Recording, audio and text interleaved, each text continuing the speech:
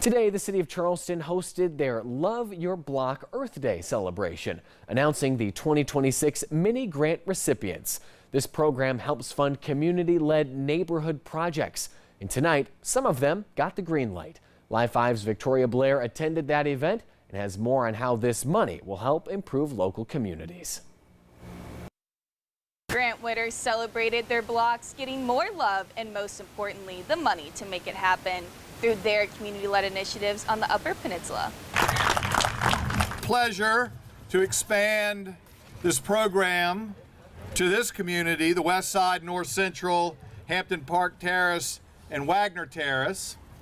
And we know you are going to make us proud. This grant program is backed by Bloomberg Philanthropies to support residents in designing, developing, and delivering programs and policies that improve communities. The city receives about $20,000 a year to drive these projects. Getting to know your neighbors, you build, trust, it builds safety, you start to see people on the street, you start to help them out. One of the grant winners is Carolina Ocean Alliance, whose project focuses on environmental stewardship along the creek basins that run through these neighborhoods, with trailhead guides, litter bucket stations, and seed exchanges to keep it green. Well, we're filling a really key gap that is between what someone can do on their private property and what the city's doing with their larger capital projects. And so having resources that a neighborhood, that a community can invest and can be a project that the community is able to maintain and support moving forward is vitally important. The program is also funding a concept called Adopt a Neighbor,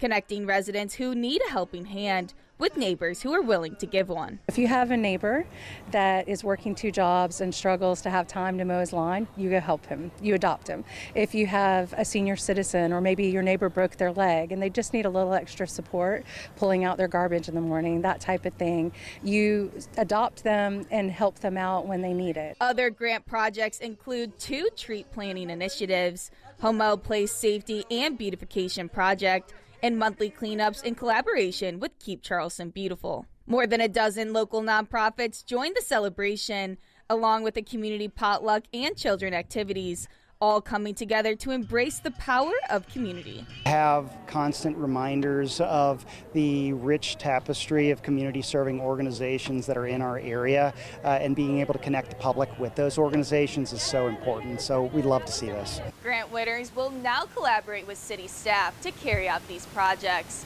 with a timeline starting this May and finishing September 15th. In the newsroom, Victoria Blair, Live 5 News.